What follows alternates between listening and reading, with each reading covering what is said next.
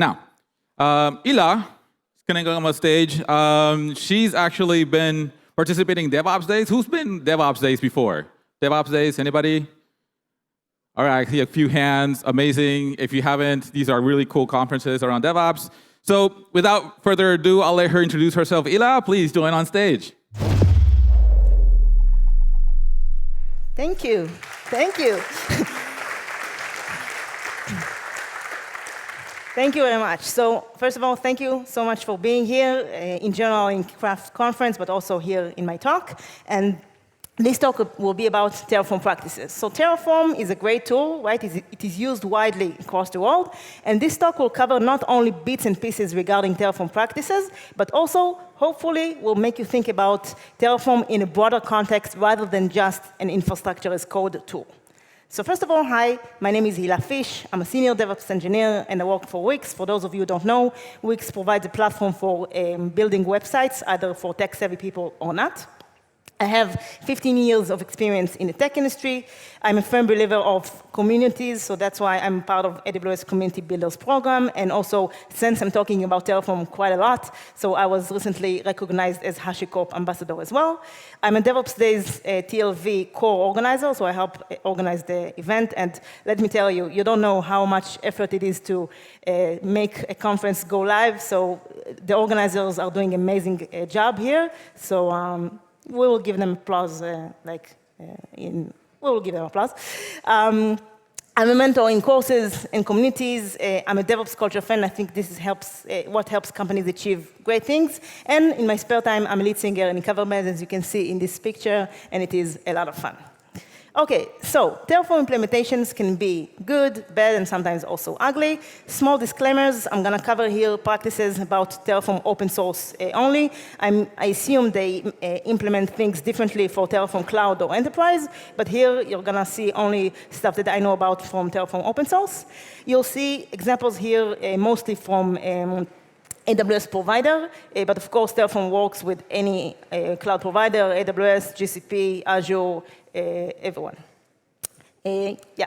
Okay, so let's start with quick wins. When I say quick wins, I mean things that you can do and achieve in a matter of minutes that will help you scale better your teams, your infrastructure, and will help you in the overall usage of Terraform. So first of all, versions lock. The same as you can lock versions for Python with requirements txt file or packages JSON lock, you can do it for Terraform as well. So we can lock modules, providers, and Terraform versions. This is how you do it. It's very important to lock versions because of that. So this is a meme by Anton Babenko. If you don't know him, he's like a Terraform celeb. He's the one to maintain most of or all Terraform AWS modules, the open source ones. So as you can see, DevOps engineers want to do stuff, and then Terraform AWS provider issues sometimes get in the way. So if you lock versions, at least you deal with the devil that you know. You have the syntax that is expected. You know which features are inside those versions. So always aim to lock all versions. So which one? Again, modules, providers, and Terraform versions. The bad thing is to lock but still allow breaking changes. So if you lock to a minor version, and not a major one, then sometimes breaking changes could slip in. And the ugly thing is to have no versions lock whatsoever. Trust me, it's not good. You'll face syntax issues. You'll face a lot of problems. Next, quick win practice is tagging resources. So tagging resources is very important for cost optimization and even cost tracking, and to know which resources in the cloud relates to which projects. And it's very important, not only for cost, I mean, mostly for cost, I would say. And if you have a FinOps team, then this is what helps them really track whatever's going on in the organization. And if you don't have a FinOps team, congratulations, you are the FinOps team. So you should be very well aware of what's going on in the environment, and the way to go is with tags. So these are examples of tags that we use in Wix. And in regards of AWS specifically, AWS has, the provider has the default tags that you can set up, and then each tag that you set in the default tags will get inherited by all the resources that gets created through this provider. So let's say I create, doesn't matter, EKS, VMs, whatever. any tag, any resources that gets rated for AWS automatically gets the managed by Terraform tag, which is awesome because it's like do and forget. I'm just setting it once, and then all resources gets that. So that's awesome. And if you have, this is like a classical tag that you should set for a default one, but if you have other things like in your environment, things that you want to set for all resources, then you should set it here as well. So the good thing here is to tag everything that you can, use the F4 tags as much as you can, and I'm going to talk about PR enforcement in a bit, but it's basically the test that you can do in order to check if practices are being enforced. So let's say, and this is something that we also do in Wix, if you didn't add tags to your resources, then the PR can't merge because we really want tags to be included. The bad thing is to tag inconsistently because consistency is key, and if you don't use consistency here, it will be very much hard to track what's going on in the cloud. And the ugly thing is to have no tagging whatsoever. Cost tracking will be a mess. You don't know even which resources belong to which projects. It could be really a mess, so try to have tagging be very like in your day-to-day thing. And the last thing in the quick win section is remote state. So by default, Terraform works with a local state. So we don't want that because local means no audit, means you can't really work in a team. So we always want to aim to have a remote state. So this is how you do it in AWS. So you can keep the state in a bucket. This is how you define it, and then everyone can use it, and you can work in a team because it is remote. So the good thing is to have a remote and secured state. If you can also set up versioning for the bucket, so then the states will be backed up. This is awesome as well. And you can also make sure that Terraform state gets locked. You can use DynamoDB for that, or Atlantis that I'm going to share a bit how we use it later. And the bad and the ugly is pretty much the opposite. So if you have local state, or if the state is remote but not secured or backed up, and if the states not get locked, because then people can run simultaneously on the same state, and this is not great. Okay, these were quick wins. Now let's cover second nature. Second nature is basically practices that you should have in your day-to-day that will help you utilize Terraform better, help you scale your teams that manages you, Terraform, and your infrastructure, the whole works. So first of all, using community models versus creating your own. So community models, like I mentioned, of Anton's, there are Terraform AWS models. There are also models by Cloud Posse. There are a lot of well-known models that already covered a lot of use cases in the cloud, like creating a bucket, creating a VPC, everything. So there's a saying here, right? Like, why reinvent the wheel? If there are already a model that online that supports your use case, might as well use it because it is very well maintained. They have tests, so it's a very good thing to use. So the good thing is to use verified community models wherever possible. When I say verified, it's not really signed. In the past, the Terraform registry had like a label of certified module, but HashiCorp removed this label, and now you just need to verify it is a good one. How do you verify? Just make sure how many downloads it had, and then probably it means that it is good to use. So if you can use models that are by the community, do it. Again, if they fit your use case. If not, don't try to struggle with it. Not always it fits the use case, but if so, do that. The bad thing is to create a model of yourself by yourself, but if you still maintain it like a community model, if you have tests, if you make sure that is being in a high quality state, then it's still okay. And to use a community model that doesn't have a version lock, this is also something, as I mentioned before, always try to lock your models. And the ugly is to create models of your own and not maintain it, because then it will be quite in the past, it's not really something that you can use going forward. And to use unverified community models is also could be ugly because it could potentially introduce malicious configuration in your environment. And if you do have to create your own modules, then make sure to make them stateless and clean, and you don't repeat yourself. If you don't have to, make them as generic as possible, so as many use cases can be used, like feature flags and stuff like that. And also make sure you apply enforcements to maintain their quality. And again, I know that I'm doing this build-up to practice enforcement, but trust me, it's worth it. Next thing is variables versus locals. So variables are things that you define, and then you can change their values wherever and between usages. And locals is something that is the value doesn't change between runs. So I will give you an example in a bit, but this is something that you can utilize for tags, for example. So you can set up variables for project and environment, and then use locals that allows you to do some conditionals and do more complex things than variables on that as well. And then local, you define like require tags, and then the ultimate and final combo of tags will be a merge between the resource tags and the require tags. So this is one usage, but you can do anything that requires more complex thing to it. So how to use variables and locals in modules and live side. So modules, in terms of variables, the purpose is to set up settings for the module configuration, but also always make sure that you use and set up the default or validation, because if not, if someone will use this module and doesn't provide a value, then the module will break and it's not good. So always make sure you set it up.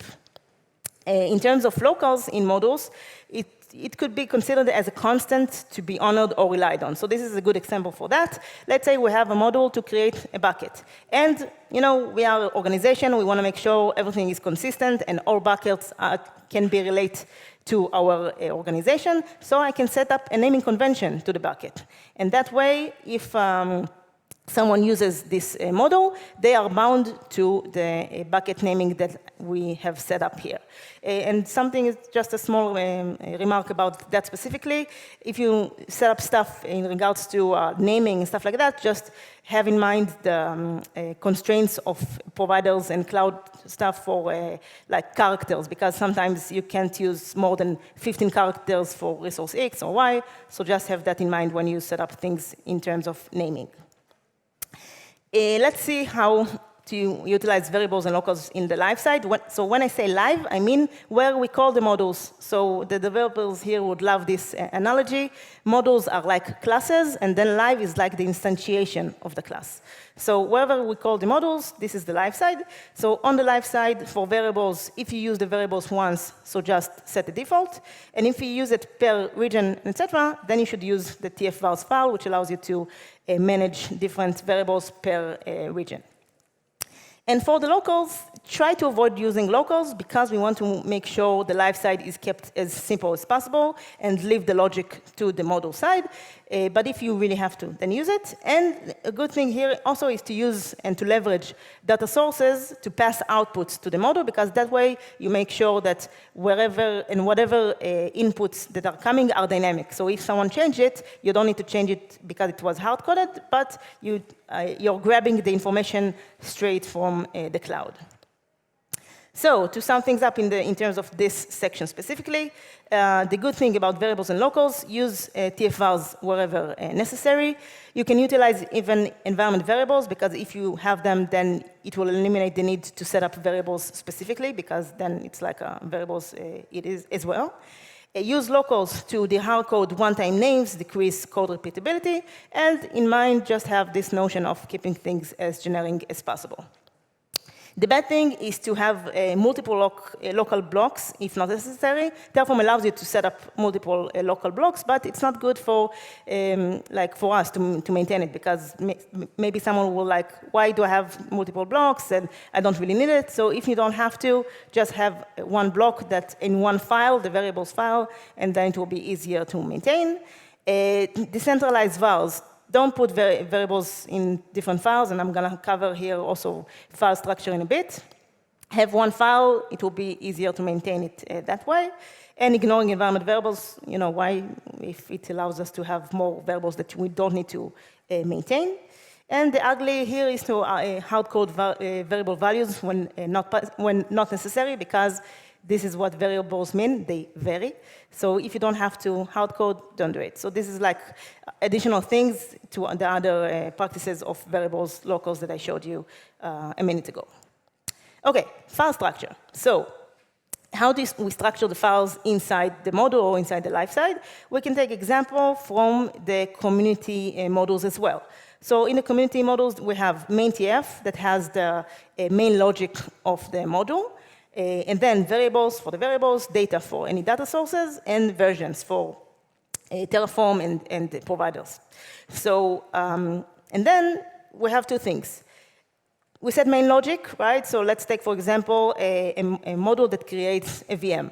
So the creation of the VM itself will be in main.tf, but then if I need other stuff, like creating security groups or creating load balancer and stuff like that, I will put it in two different files, SG, ALB, because they are peripheral to the main logic of the module. And then in terms of sub or nested modules, let's say you created a module, but they can be used independently. For example, again, from the community side, we have modules for EKS, and then EKS module has a submodule for the node pools creation, which is good because sometimes I already created an EKS cluster, but then I want to create more and more node pools, right? Why should I call the module again? I can use an only submodule and create it on its own. So if you have stuff that can be used independently, create a submodule out of it. Another example is VPC, which has a submodule of the VPC endpoint.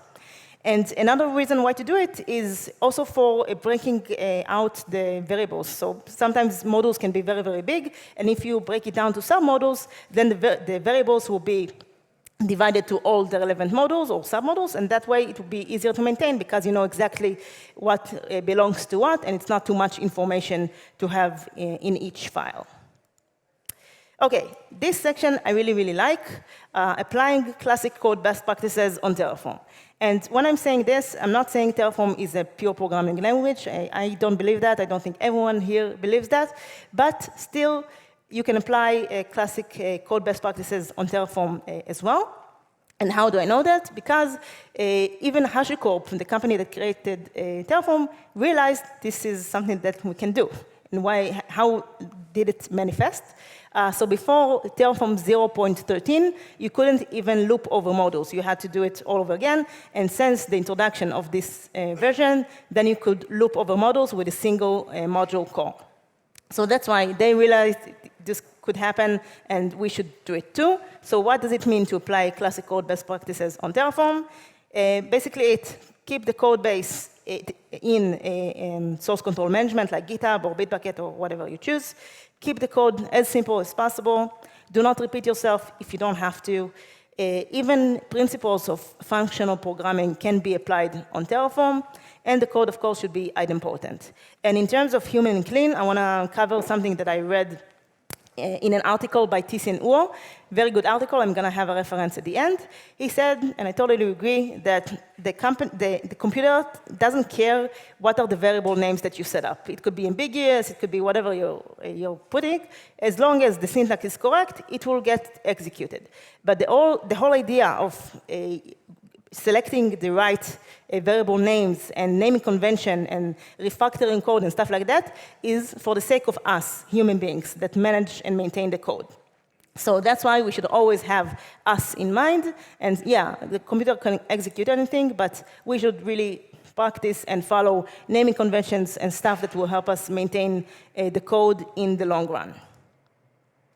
This is the last section in this presentation, so let's do a quick recap. We covered quick wins, things that you can do in a matter of minutes to utilize Terraform in the best way possible, and that in the long run will help you enabling infrastructure and teams scaling. We covered second nature, things that you should think about in your day-to-day when you work on Terraform. And this is something that you should think in terms of the long haul, things that you should really structure and plan ahead in order to utilize Terraform to the fullest. But before I'm going to cover this section, I want to ask you this question, rhetorical, because you're not going to reply. But think about this. How do you envision the infrastructure and the company's needs? This is a very, very important thing because we all hear about people that use Kubernetes just because it is cool. But then when you really get down to it and you see the application, it doesn't really require all the features that Kubernetes provides, and then it's a very big overhead to maintain Kubernetes while it's not really needed for the application. So, and actually it happened to me in one of my weekly syncs at work. So we had like a sync, and then we spoke about a tool that we are using. And then they said, let's move this tool to Kubernetes, because until now we are using auto-scaling groups to manage it. And then the entire team like, yeah, let's use Kubernetes. And I stopped, like I was in my mind for a second. I thought to myself, yeah, I also want to move to Kubernetes, because Kubernetes is a very good thing. In this industry, a lot of companies are using it. So if I will use it, it will enhance my abilities. I will be more attractive, job-wise. People would want to hire me because I have these skills. And I already worked with Kubernetes before, but Kubernetes is very complex. There's no such thing as enough in working with it. So I also wanted to work with Kubernetes, but then I told them, wait, I appreciate the hype, but let's think this through and see if the application really supports Kubernetes, because it was like an open source tool. Let's see if there are use cases that uses Kubernetes. So I told them, hold your horses. Let's see if it's something that really supported, and if it's really something that the application needs. Because if not, we can care and want Kubernetes however we want, but it's not really what the company needs and the application needs. So that's why I wanted to give you this question to ponder in your own time, to envision what the infrastructure and the company needs, and based on that, do whatever is needed. So because we thought what we need, and we wanted to allow not infrastructure scaling, but also to scale our teams, because we wanted everyone to be able to create infrastructure and have self-service. So that's why we chose Terraform and chose to structure the Terraform code base in a way that will allow that, and I will elaborate in a bit. So this is how we structure the code base in Wix. So we have team, project, cloud provider, and region. This is the example. So live and models, and then a BI for team, Airflow for project, AWS for cloud provider, and US East 1 for region. So why did we choose to do and to go with this structure? Two main reasons. First of all, I'll start with one that I already explained about, enabling teams scaling. So what does it mean? In this code base, as you can see, since the structure starts with a team, all teams in the entire organization are using Terraform in this particular repo. We utilize code owners, so that way they can approve their own PRs, and they are very independent on doing that. And they can utilize models. If, let's say, we created custom models, so they can leverage the models because they're in the same repo. And the practices enforcement test that we run on the repo also runs here, so they get tests out of the box. So this is good because basically all things that I said here is to set up Terraform as a platform. This is the whole idea. So this structure allowed us to set up Terraform as a platform, and then all teams, and new teams even, let's say there's a new team, they can onboard to use this code base and benefit from anything that comes with it. And basically this is the reason why we chose it. So this is one reason. Another reason is because of Terraform itself. So Terraform has state files, as mentioned before, and sometimes Terraform creates invalid dependencies, which means that you change a tag, you run a plan, and then it's going to destroy something. Why? I only change the tag. And why? Because of invalid dependencies that Terraform creates. So in order to help Terraform do its job, we need to make sure the state files are as small as possible to prevent big blast radius. And how does it get accomplished here?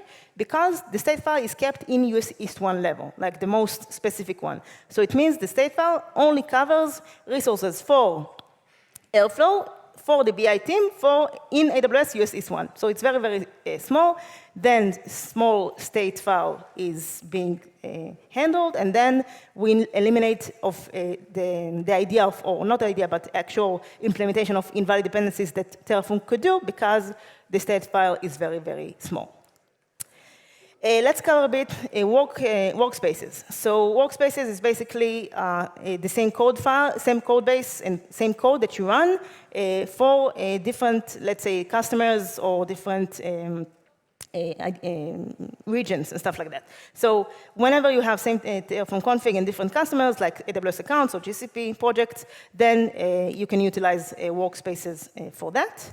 And basically coupled with that is when you have the same service, like financial service, login service, that all customers need to use, then you can put them also in workspaces. But there are some notes that we need to think about when we work with workspaces. So first of all, we should really consider using a Terraform wrapper to avoid human errors, because how do we use workspaces? With a CLI, Terraform workspace select X. And if I forgot to do this select, production incident. Okay? So we should really avoid doing that, because it could very well happen. Another thing is that we have less visibility, because unless we use the Terraform workspace conditional built-in, then we don't even know that we have workspaces that are being used. And even if they are use-based, if like I'm going to the CLI, I'm doing Terraform workspaces list, I see workspaces, it doesn't mean that they are in use. Maybe someone created it for tests and forgot about them. So it's really not that straightforward, and we really need to think about it before we jump the gun and go working with workspaces. And another thing is, which is very important in terms of workspaces, is the data remote state usages. They could be very problematic, because you can't really do a data remote state and use state files from other workspaces. It's not like a remote state that you set up for Terraform in general. So it works differently.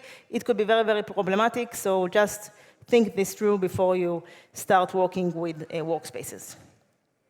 But at least we can agree on a specific workspaces usage, like side branch in GitHub. So if we want to test out syntax or the infrastructure that we can create a new workspace, test it out, see if everything is OK, and then apply on a default workspace, which is our production infrastructure.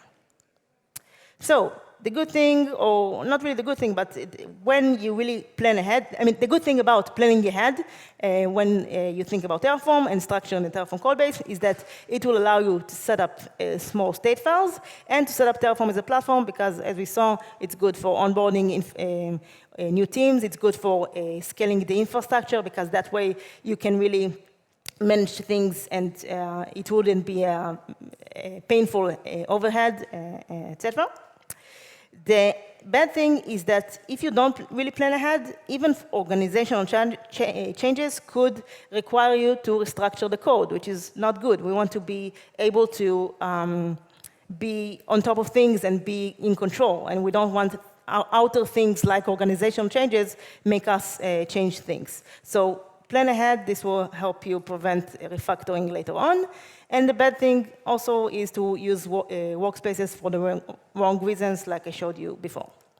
The ugly thing is really, if you don't structure the Terraform codebase in a way that will prevent huge state files, it will most definitely make you have invalid dependencies, big blast radius, and then it is really hard to get out of it. So always try to aim to small state files.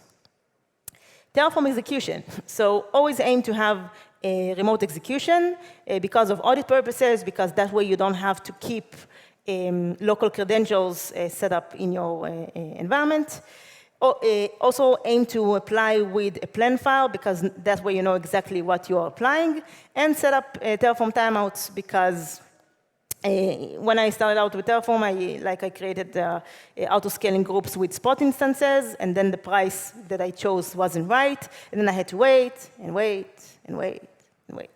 And I didn't wait. And what happened that I didn't wait is that I did Control-C when I applied, and then the Terraform file got messed up. This is not good. So I don't know if they fixed it by now or not. I'm not planning to find out. So that's why I told you to set up Terraform timeout, because if you need to wait. Go grab some coffee, let it wait gracefully, because if not, again, messing out Terraform state files is not good. If you have backups, that's nice and very important, because I used it quite a lot. But if not, and you didn't set up backup for the state files, and then you mess up the state files, good luck, really. And also, the bad thing is to execute locally because, again, you need local credentials, the whole works. Okay, last but not least, the thing that I had to build up throughout this presentation, practices enforcement. So basically, it means to apply any set of tests and guardrails that you want to make sure that things are being done in the way that you want to have it done. So make sure tags are being included in the resources. This is one thing. Make sure that if, let's say we also have infra cost getting integrated. So if someone created more resources that cost more than $10,000, we want to be alerted about that, for example. This is another thing. So basically, anything that you can think of that you want to be alerted about, or you want to make sure there are guardrails to make sure that it is done properly, you can set it up through practices enforcement. So if resources are tagged, if the code is reusable because we have TF-lint, readable, clean, etc. And the thing about these practices enforcement is that they are being applied also on community models. This is another reason why I told you you should use community models, because they have these tests applied, and that way they make sure the code is in a high quality state. So this is an example from the Terraform AWS module of autoscaling. So you can see that they check if the contributor formatted the code using Terraform FMT, if they added documentation, if the code is even working using TF-lint. So you can set up these ones or other tests to make sure it is really being done in a high quality state, and also allow users to contribute, because if you have guardrails, you eliminate any possibilities that they will do harm, because there are guardrails that protect whatever they are doing. So you can do it with pre-merged linters, formatters, and logical checks. It can be done with GitHub Actions or even CI pipeline checks that can be integrated. You can even create Slackbot, a drift reporter, to tell you, yeah, there's a drift between the actual environment and the code itself. Or you can do what we do in Wix, where we utilize Atlantis, which is an open source tool for Terraform pull request automation, in which whenever we run Atlantis apply, two things happen. Both the code gets applied on the environment, and the code gets merged to master or main. And that way, we make sure that main equals the actual environment, and then we don't need this Slackbot drift reporter, because it doesn't happen never, because it always gets aligned. And the bad and ugly thing here is basically if you don't set up practices enforcement, then you could potentially have security issues and non-compliant configuration being introduced to your code. And on the right, I've put some open source enforcement and helpers to help you in the journey of introducing them to your practice enforcement abilities. So we use some of them. It's really awesome. I'm still seeing, camera, so I'm keep on going, talking, because, okay. Yeah? Okay, cool, I saw you. Okay, very good thing, really, really helpful, and really helps with guardrails.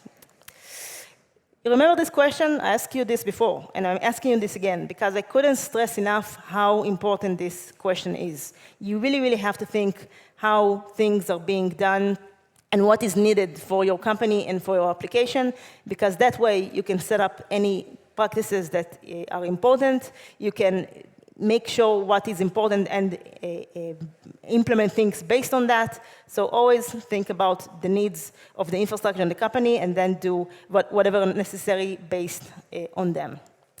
So I'm not sure if this is big enough. You tell me. But basically, this is what I want you to take out of this presentation. So think about the code-based structure, and if you set it up in a way, you can choose our structure, you can choose any structure that works for you, but make sure to set it up as a platform to enable infrastructure and teams scaling, and to have small state files. And then no matter how much infrastructure you create, Terraform will still work at its best. And leverage practices enforcement to enable infrastructure and team scaling, and to have guardrails, and not only guardrails, any things that you want to make sure that happens during commits and during implementations of your infrastructure. So, like any other tool, don't use Terraform in an ad hoc mindset. I think this is very sums it up. Plan for your future needs. It will help you in your day-to-day maintenance. It will help your companies grow. And that's basically it. And these are some references that I referenced during the talk. So Thiessen Uo's blog post is here. Superlinter is a bundle of tests that you can introduce as part of the practice enforcement. So it's out-of-the-box tests that are very, very good. Stuff about tagging, documentation about workspaces to make sure you really know that you're going with it for the right reasons. And basically, that's it. Thank you very much.